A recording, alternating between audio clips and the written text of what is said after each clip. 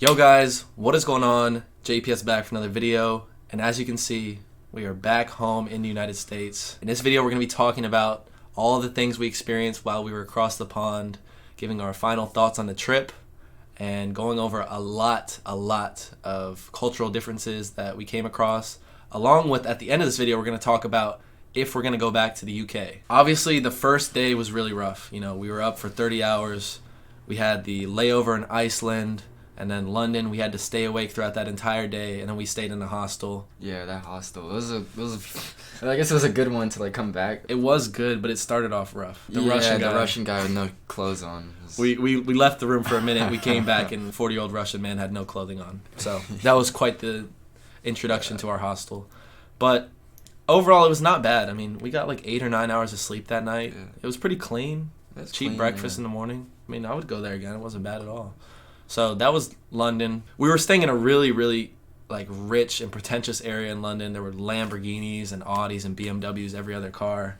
Yeah. So I don't think it was a really authentic British experience. That was kind of just everyone had London. The long sleeve button up blue with the black pants. Yeah, it was all the businessmen. Yeah. Yep. So that was London. That's why we really wanted to get out of London to truly experience Britain. I'm not saying that London isn't authentic. It's just there's so much more to the UK than just London. Yeah. So, obviously, this was during the heat wave as well, which, didn't faze us too badly since we're used to that kind of heat. It's actually 94 degrees Fahrenheit here right now, which is not that much cooler than what it was in London that first day, which was a Monday. Mainly the problem with it was the travel disruptions, which we experienced the day after when we had walked around London for the day, and then we were going to Bath, and there were just crazy disruptions. It was every other train was canceled. And we were kind of worried that when we were at that train station. It's a close one. Like all the trains were on the feed, just canceled. We hopped on that one. It was just there.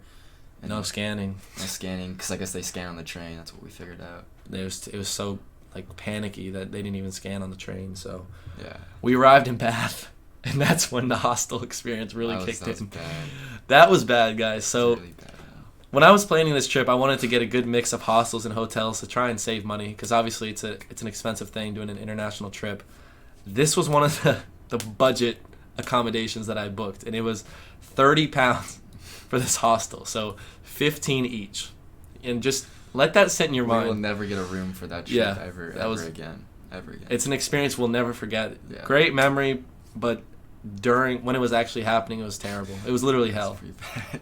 We're on the top floor of this hostel, and it's during the heat wave, and there's this guy who's been slumped for 20 hours in our room. He just doesn't move a muscle. I'm trying to figure out if he's dead or not, but we're laying in that bunk bed.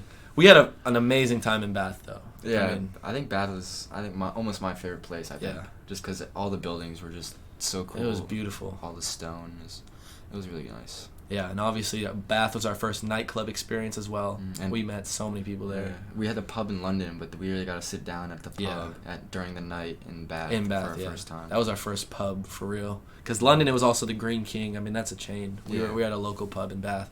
So Bath was a really fun time. That night was terrible, though, trying to sleep in that hostel. I think you guys remember in the Bath vlog, there's a shot of me laying at the top of the stairs trying to cool down because it was so hot in our room. And then from Bath, we went to the Cotswolds, which was spectacular. We had an awesome hotel.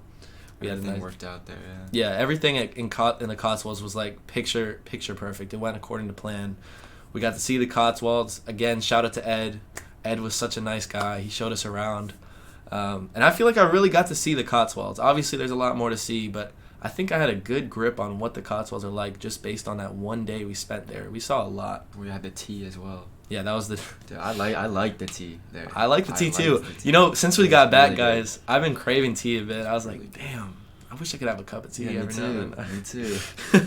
But we don't have the electric kettles and stuff, so... And I don't have any tea anymore. We ran out of those PG tips quickly, so... Now I say that, we're going to get bombarded with tea in the P.O. box.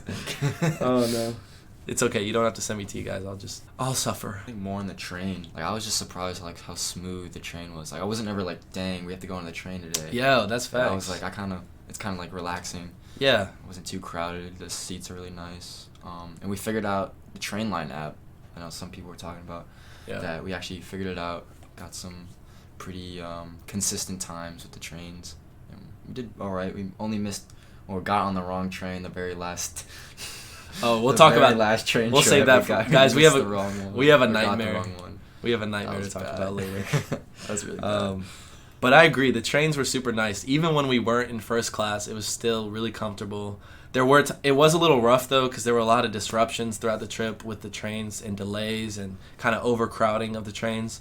But even on those days, it still was a really comfortable ride. And like Will said, I never was dreading the train ride to the next city. And speaking of train ride, we had quite the train journey that day when we were leaving the Cotswolds. We had, 4 connections to get to the Lake District. Oh, yeah, that was late into the night, too. Yeah. We got there at 10:30, I think. We left the Cotswolds at 3 or 4, and we didn't arrive in the Lake District until 10:30. Yeah. So we had KFC in Preston on the way there, and which is, what's funny is I put some clips of that I think it's in the Lake District vlog itself, and people were telling me that's the first KFC that opened in the UK. Wow. That's the one we went to. And we had a lot of subscribers in Preston. You guys were like, whoa, I never thought he would come through Preston. It was like, I don't think Preston has as much to offer as the other places we went to. But I liked Preston. It was a cool little place. Mm-hmm. We just walked down a couple streets, too. But yeah, the Lake District, we got there late. Woke up that morning, had the full English, which was pretty good. It was good, yeah. That was our first time doing that. And obviously meeting up with my cousin. The Lake District... Me personally, I think the Lake District had the most beautiful views of the trip. Yeah, it did by far. It's on my phone's screensaver now. Yeah, it's just from the lakes. I mean, it's not like the other places weren't beautiful. It just blew us away. I mean, when we first were driving up that mountain, you should have seen our reactions. Our mouths were wide open. It was crazy for the whole time we're driving up there. Yeah, so and the clouds on the mountaintop was beautiful. Nuts. You can touch it pretty much. We were literally in the clouds, so. It was a great day in the Lake District. My cousin, she showed us around, and we saw a lot. We also had afternoon tea with her at her house. I didn't film because it was in her house, but we also had the tea in the restaurant. You had tea. Yeah, I had tea in the restaurant. The mushy pea soup, which I wasn't looking forward to, but I actually enjoyed. It wasn't that bad, yeah. Yeah. Lake District was a really fun experience. And then after the Lake District, we went to Edinburgh, which is probably the most controversial stop on this trip, due to my sentiments that I expressed throughout the vlogs about the Scottish.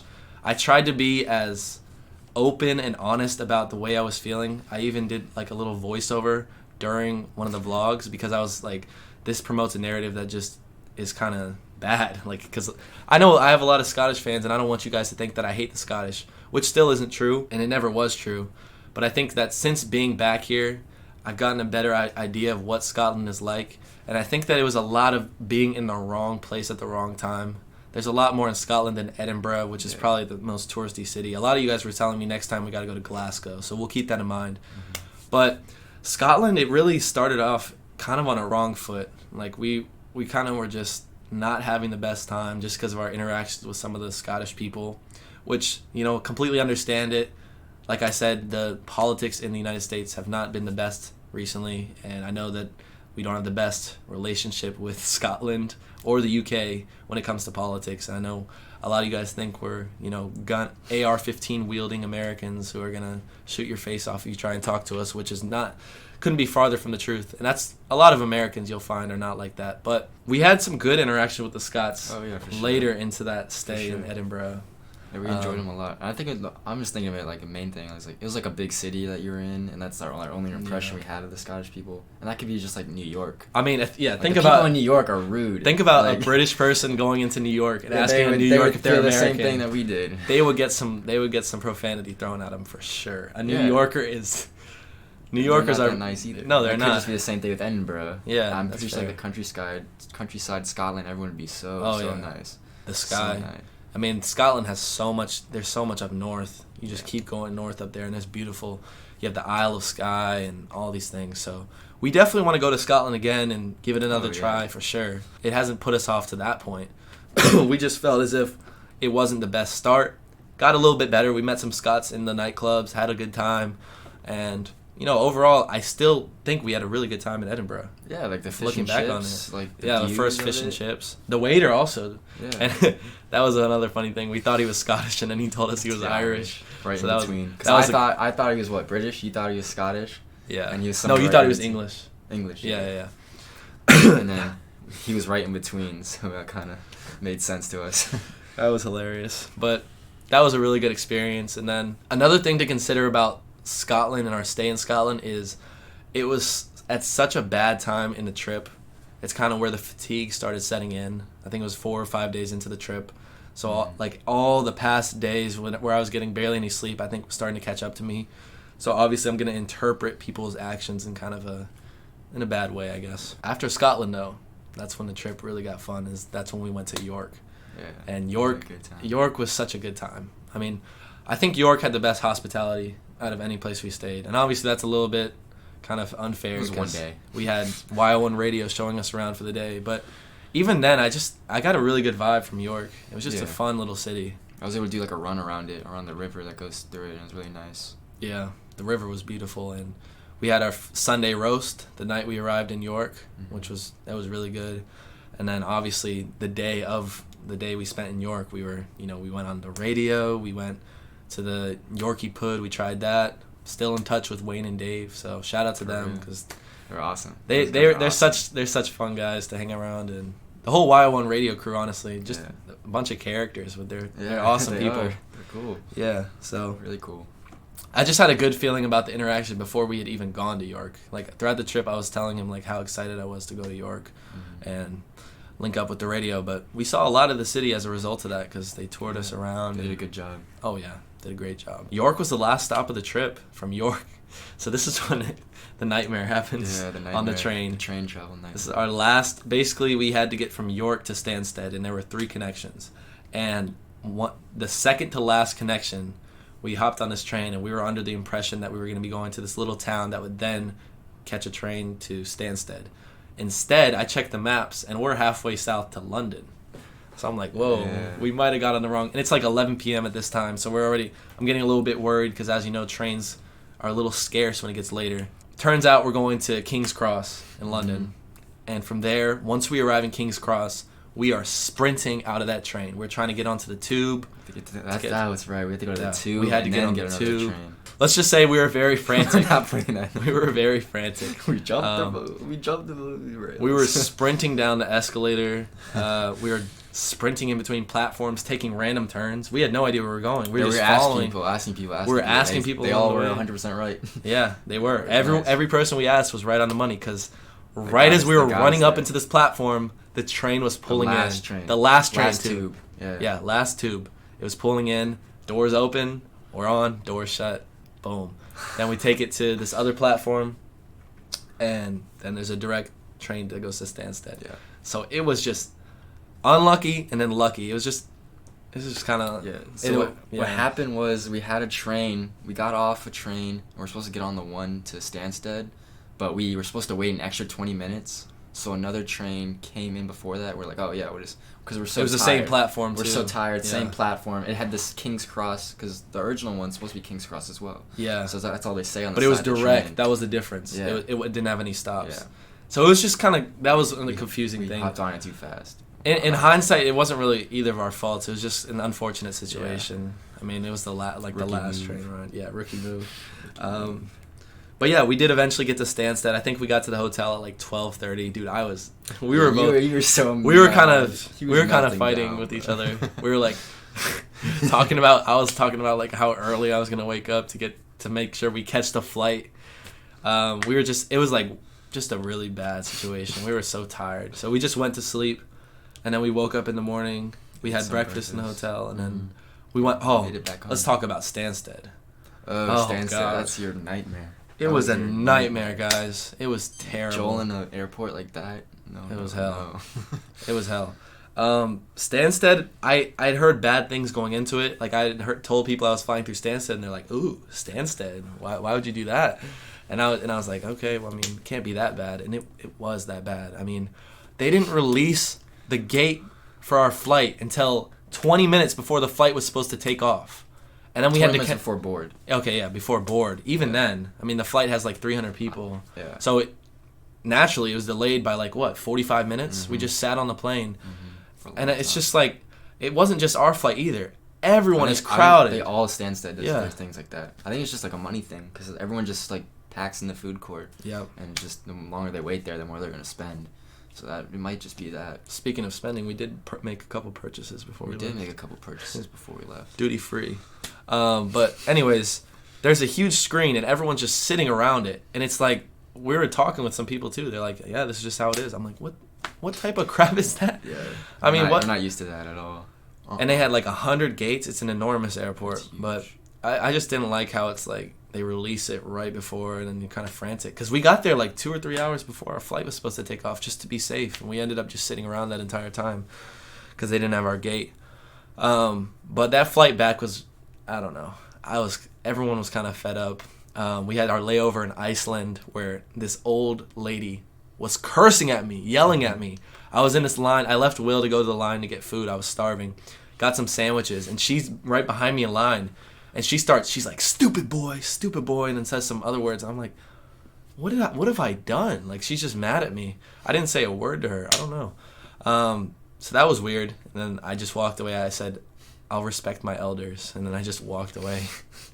It's kind of stupid. Oh my It's like, then we had like priority boarding. And then this guy behind us, he's like, hey, please tell me you guys had priority boarding. Yeah, I'm like, comes out of his way. Do you want me to show us our tickets? We did. Like he's like, employee. It was just another. It was passenger. an employee. It was a passenger on the flight. Passenger. He's like, and I'm like, yeah, I can show you my ticket. I mean, we have priority. He's like, everyone's been skipping me in this line, man. You don't even have to show me. I'm just tired of it. I'm like, hey, man, everyone wants to get home. It is what it is. I was just like, a lot of these people need to. Me personally, I'm not gonna do anything to a stranger unless someone like tries, like literally physically hurts me. But there are people who, if you make them mad, they will. They'll snap. They will punch at you first. So I thought that was a little odd, but I think everyone was just really tired and wanted to be home. So we finally made it home. It was a really long flight. I was getting kind of sick of it at the end. Next time, maybe we'll try and fly direct if flight prices are down. I mean, jet fuel's through the roof. There's shortages of basically everything. So I don't know. Maybe that'll happen where we can afford a direct flight. But until then, and that's actually alluding to the final thing, which is, will we go back to the UK? I think we're going to start with Ireland. Yeah. I think that's what we should do. Yeah. So I think the next trip, I think we're going to try and bring Mac, Cameron, Will, and I all to Ireland. And then we'll stay there. That's up in the air, though, right? Yeah, that's up in the air. Nothing is solidified there. And also, flights from Ireland to, I guess you call it the mainland or England or whatever, are pretty cheap. So we could go to Ireland and then hop over. And then back to that. Run it back. Back to Edinburgh. We could run it back. So. No, we can't go to Edinburgh again. We got to go to Glasgow. Definitely, I think I'm going to go back to the UK. The thing about it is there's also other places that I want to go to. So I don't know when I'll end up going back to the UK, but hopefully in the near future. Maybe in the next year. We'll see. But yeah, guys, hopefully you enjoyed our little rundown of how the trip went each day. Make sure you guys hit that like button, hit subscribe, because there's a lot more content coming on this channel. And we'll catch you guys in the next video. Peace.